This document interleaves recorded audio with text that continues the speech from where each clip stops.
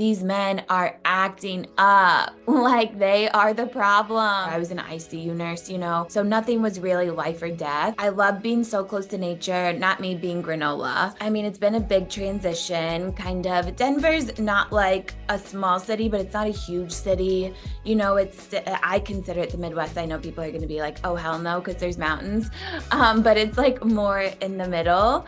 So I feel like, yeah, it's more like conservative values and just a little smaller. So moving to LA was an adjustment. I had actually lived there before I went on The Bachelor, so before like the big change.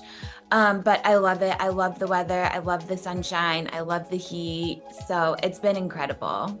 I love being so close to nature, not me being granola, which I'm like really not. Like I don't camp or anything, but it's impossible to not like explore and kind of like go on walks and at least like look at the mountains. It is really grounding. My girlfriend has a house in Lake Arrowhead, so when we go there, it's like mountains and forest. It feels really reminiscent of Denver and like Colorado, and it is so grounding. But yeah, I have ties. I was a Denver Broncos cheerleader for 5 years.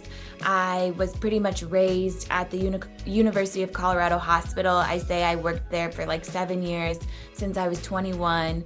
So yeah, I have just like strong ties, I think, from like growing up in my 20s. I would say Red Rocks Amphitheater. You can go there when there's like not a concert and there's like fun hiking around. It's pretty close.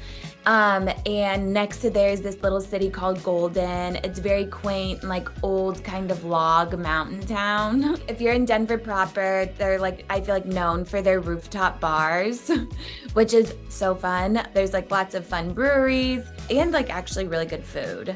So I think like hitting all of like the restaurants and then getting in like a hike if you can. One of like me and my family's favorite is Postino.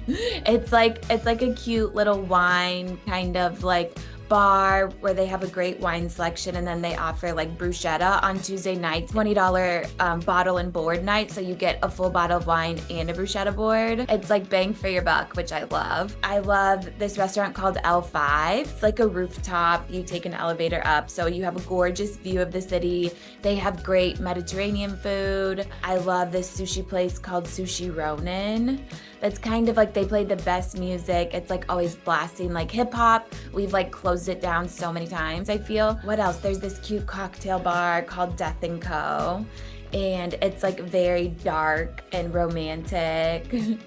So yeah, there's honestly like the food there is real. Oh, Tavernetta. I could keep going. It's like an Italian place that's downtown. I think they either have a Michelin star or like a James Beard. So yeah, really good. Definitely. If you guys are in Denver, go there. Yes, yeah, I took her to her first NFL game. We had like box seats. She got like special treatment. We got her a personalized jersey with her name on the back. Yes, and like got to see all the Super Bowl trophies. She was like, holy shit, this is why people love sports. Like this is the most fun I've ever had. I think like a couple things. I feel like awareness, definitely. Like I just had a better sense of self. So when making decisions, when you have so many like people in your ear and people telling you what to do and other people acting a certain way and doing things like they think they should because they're on TV. Yeah, having the awareness, I had a very serious job before. I was an ICU nurse, so nothing was really life or death. And I think it just gave me, because I had literally worked life or death, for so long. I had started going to therapy before, like I had gone on TV for a couple years. So I think I had just like strengthened my intuition a little bit. So I knew, I did have a voice. No matter how hard people try and manipulate you, you do have some sense of free will at the end of the day.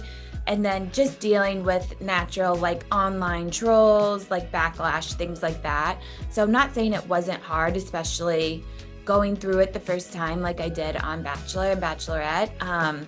Yeah, it just gives you perspective and kind of like a maturity. So I feel for girls who go on in their early 20s, because it's like you literally, your frontal lobe isn't developed yet. You're not, until you're like 25, like you're not really thinking about like consequences. I hope that we like just have like grace when kind of watching reality TV back and considering people's ages. But yeah, no, I'm really grateful for my age and going on. I think The Bachelor has been around for so long, and it's kind of like, it has its demographic, and the people who watch it are really used to the structure of it, but it's like now they're probably on almost season 30 of The Bachelor, so near 30 years where people are used to this kind of format and what happens and what the cast acts like and what the lead acts like, and I don't know if they really can break out of that since it's been going on. But I think especially in recent years, like even with the fandom and watching Love Island, I feel like the conversation around it is so much different. It's like these men are acting up like they are the problem. So I feel like we're going through kind of like a cultural shift, which is really exciting to see. And I hope that, Bachelor can kind of adopt the times and become a little more progressive, because I think as viewers now of social media, reality TV, we're craving like authenticity.